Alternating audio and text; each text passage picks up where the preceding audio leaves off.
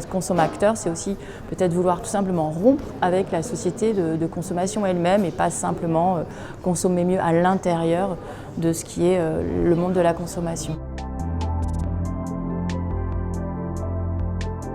Alors moi, je vais vous parler plutôt de la définition historique et de remonter un petit peu aux origines de ce qu'on appelle la consommation-action.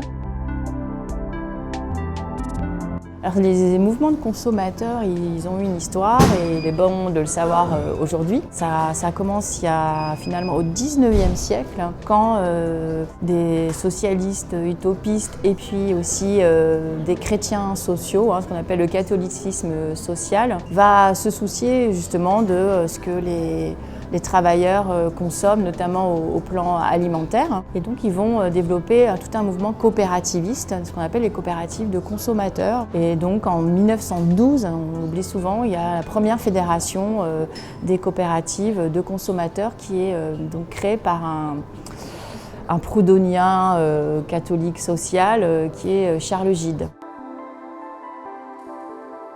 Ensuite, il y a les mouvements de consommation aux États-Unis, qui sont plus des mouvements qui vont utiliser dans les années 60 l'arme du juridique, notamment l'arme du boycott. En France, on a un écho de cette prise de conscience et de prise de pouvoir des consommateurs avec la création justement dans les années 50 et 60 de différentes instances où des consommateurs vont être regroupés et vont être représentés. Et donc il y a différents mouvements de consommateurs qui sont créés à ces moments-là entre 50 et 60, jusqu'à la création en 76 d'un ministère, un secrétariat d'État à la consommation.